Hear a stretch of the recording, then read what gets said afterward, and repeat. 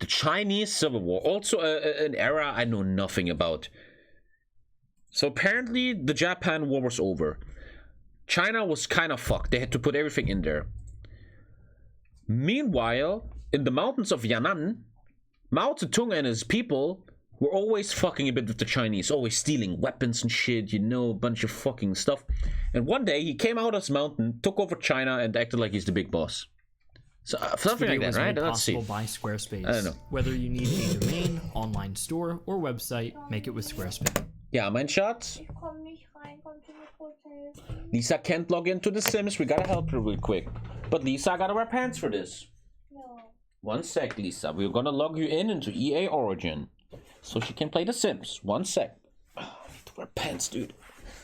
Okay, Lisa. Ich hatte mir doch ein eigenes Passwort gemacht. Yes, you made a password. Aber ich habe jetzt jede Variante der E-Mail-Adresse probiert und ich... Didn't we change the password, Lisa? Hast du auch hier meine alle versucht?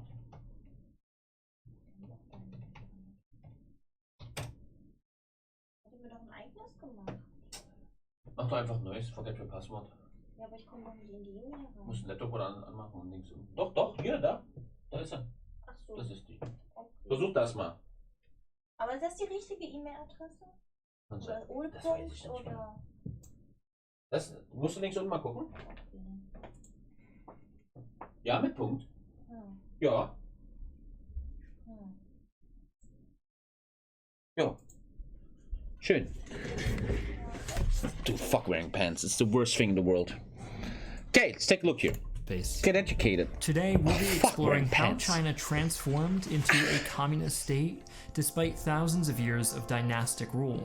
And as always, we'll need to wind back the clock to really understand how this process unfolded. Throughout the 17th century... Dude, I haven't been in school for 12 years, but you younger kids, you must get so much more knowledge from the internet than actual teachers, which at some point isn't even the teacher's fault. Let's say you're looking at... Let's not take World War II. Let's take this, the Japanese, China. If you sit down and watch 2 hours of YouTube videos, you know more than 2 hours of class. And it's not the teacher's fault. It's just how do you keep up with this? The fucking pictures, the voices, the quality, man. It's the future, man. It's really the future. Back in the day, I always said that teachers that always watch... back in the day, years ago, there was sometimes a teacher that just said, okay, we're going to watch a movie now for 2 hours. And the whole class, yeah, because no one cares, right? We're watching a movie. And I was always making fun of that, watching a movie in class. You're a lazy teacher. It makes so much sense, right? You should totally... like, if I was a history teacher in Germany, I will totally watch Schindler's List with my class. That has so much more educational impact. So yeah, this is the future, man, I guess. In the 19th century, the Qing dynasty loosely reigned over China, as it was plagued by regionalism and corruption. More in to make Minecraft matters worse, about European science than in merchants science. arrived in China en Maybe masse that's why during your the generation 18th isn't doing century. so. These Westerners arriving were driven by fiscal interests, and some would later say that it was the wave of merchants who would spell China's near ruin. Meanwhile, in Japan, things were looking up after their decisive victory over the Chinese in the Sino-Japanese War. In Richard Bernstein's work, he writes this of the conflict. Schindler's List is a little hard for school. 9, 10, 11, 12 class, when the kids of 16, you should... I always said this, you should make them watch Schindler's List. When you're 16, you're ready for what you're about to see. Would you show class 14 for meta? Minecraft has an educational edition with chemistry and stuff. What? Japan's major goal was the possession of Korea and Manchuria, the vast landmasses just across the sea that were stepping stones towards the even larger prize, which was China. This defeat prompted cries for reform, and after a series of failed revolts, including the 1899 Boxer Rebellion, the Qing government... Like, I so often heard about the Boxer Rebellion, but I don't know shit about it. I know it was started by boxers, I guess, but I have no idea. I've read about it a million times, but even more precarious no clue what that is. position. By 1911, the government was fully overthrown in what was called the Wuchang Revolution. The leaders of this revolution selected the exiled intellectual Sun Yat-sen to be China's first president in 1912.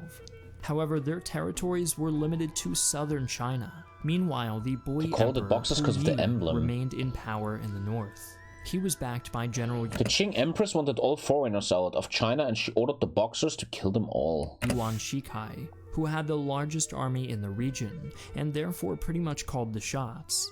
Thus, Sun Yat-sen won Shikai over to his side without bloodshed by offering him the presidency.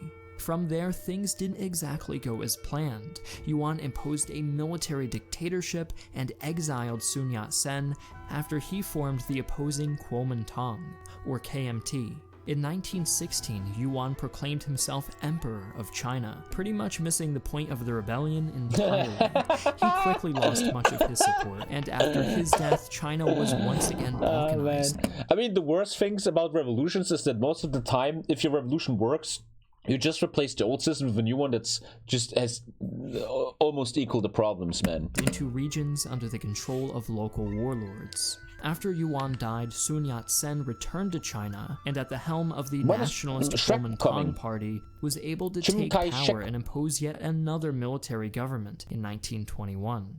Shortly after, in Apparently there's a teacher in class. When my pupils misused the swastika, I forced them to watch Schindler's List. If that's true, man, that's a good teacher. You're totally, yeah. Everybody name one movie. It's gonna be the fucking memes. Shrek 1 and 2. Everybody name one movie that all pupils, students in the world or in your country should see. And mods ban everyone with a meme. 12 Years a Slave? I never watched it. I want to really watch that. Lisa always says no. I don't know what's wrong with her. Schindler's List is the #1 downfall. I never watched The Pianist, man. Saving Private Ryan, come on, man. Schindler's List, yeah, pretty much. Dunkirk, Band of Brothers, that's some bad answers. Like movies that bring across a big message and not just epic scenes and stuff. Dance with the Wolves, Lord of the Rings, Mastering. Oh my god. Good thing most of you guys are not fucking teachers. Die Welle is a very good German answer. Die Welle is very good for Germany. I need to watch 12 Years a Slave, man. I always tell Lisa I want to start a little movie cycle about what's his name? Daniel Day-Lewis. I want to start watching Daniel Day-Lewis movies, but Lisa doesn't want to see them. Full Metal Jacket? Yeah. All Quiet on the Western Front. We had to read the book in school. All Quiet on the Western Front. They sealed cooperation but I think Schindler's with the List is the top one answer. of China, or CPC, Thank you, in exchange for assistance in ending regionalism. The CPC Schindler's had List been is the founded in rank the one wake of answer. the May 4th movement, which involved a series of student protests formed in opposition to the Chinese government's ineffective response. And I don't mean this, Mimi. I mean this. 3 weeks ago, I watched a movie that blew my mind called The Big Short.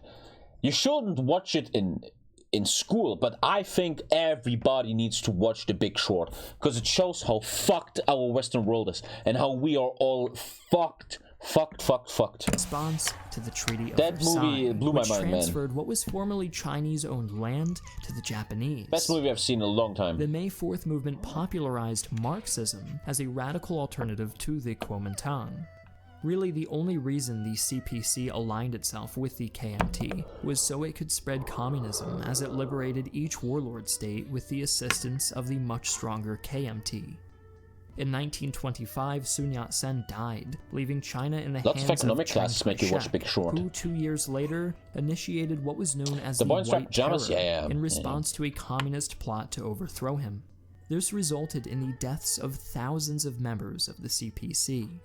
In the aftermath, communist leaders Li Lixun and Mao Zedong began waging a guerrilla war against the Kuomintang. While this was happening, the Soviet Union, who saw the CPC as their communist allies, directed it to take a more aggressive stance against the Kuomintang. As a result, Li Lixun ordered an offensive to be carried out against the nationalists. 365 Days, I never heard of that movie.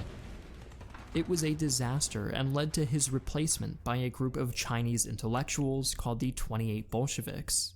With warlords still in control of numerous 28 regions and the Bolsheviks. two major political factions of China in all-out war, the Thank you, Hot for situation Guys. was looking worse Great name. than ever. Seeing the turmoil unfold, the shadow of Japan once again loomed over China.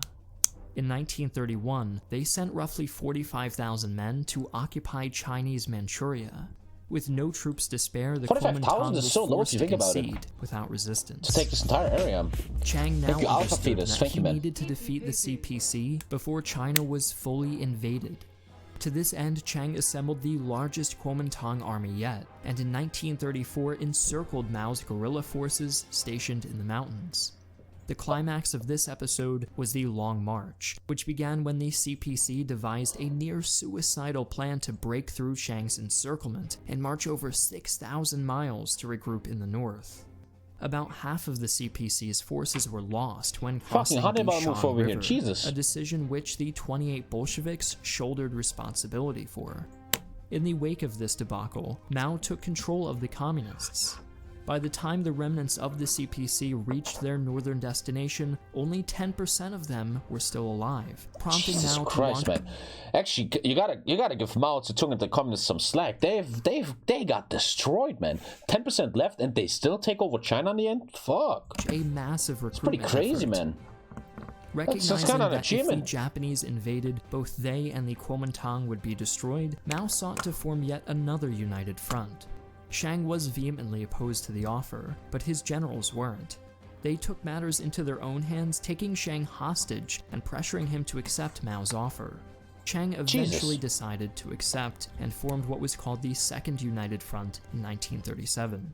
When Japan did invade that year, the Kuomintang proved unable to fully generals, they repulse should the have not done it. invaders, something which worried the Chinese people, and Mao capitalized on this discontent to recruit even more men to his cause. Furthermore, his forces did not engage. That's what I always talk about. Like, I'm a guy, I kind of think that Mao Zedong was a beta male pussy bitch. Because the guys are defending against Japan. Japan wants to fucking destroy our entire country. And instead of helping, you're just backstabbing, recruiting people, stealing guns and shit. And in the end, big fucking Search up victory, Come man. and See. Very good movie Remember that Ben from, follows a by Russian Blizzard from this? 12-year-old partisan. It shows the atrocities of the German occupation of Eastern Europe. It's an anti-war movie I would make every living person watch. The movie was Okay. worse for me Thank you than for the nation Schindler. average, TommyKay, man. Thank you. Okay, noted. Yeah, I probably will never be able to go back to China. Don't forget about the Mao's law of getting rid of old sparrows. What? Both the CCP and the Kuomintang are both corrupt and don't care for lives. Well, one was defending against Japan, though the other one was Chose backstabbing. Japan very frequently, allowing the Kuomintang to bear the brunt of the Japanese onslaught. After Japan surrendered to the Allies in 1945, the Kuomintang and CPC ended the Second United Front. It only took 1 year for the Chinese Civil War to rage on yet again. The CPC was now armed with Jesus. leftover Japanese weapons and equipment, had newfound support from the populace, and faced a foe who suffered 3.2 million casualties against the Japanese, whereas the communists lost approximately 440,000. I mean, very clever by the communists. You got Game of Thrones, After a highly successful baby. guerrilla campaign, both You got fucking Beijing Game and of Thrones. Nanking had fallen to the communists. With the capture of these two major cities, it would not be long before Mao was victorious and the People's Republic of China was established.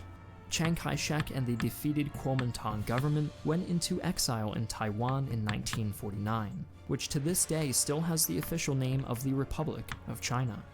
Under Mao's 30-year reign, tens of millions of people starved. Dude, real life makes better stories than any book or movie, I swear to God. Even so, it is still debated to this day whether Mao contributed to China's modernization or whether he delayed its development. Either way, the Chinese government still sees Mao as one of their founding fathers. Now back to our sponsor. Recently, Squarespace... The Four Pests campaign was one of the first actions taken in the Great Leap Forward in China from 1958 to 1962. The four pests to be eliminated were rats, flies, mosquitoes, and sparrows. It resulted in severe ecological imbalance, being one of the causes for the Great Chinese Famine. I just said you can't make this shit up, man. You can't make this shit up. They had a big resolution to kill sparrows and were causing a famine. What the fuck, man? We have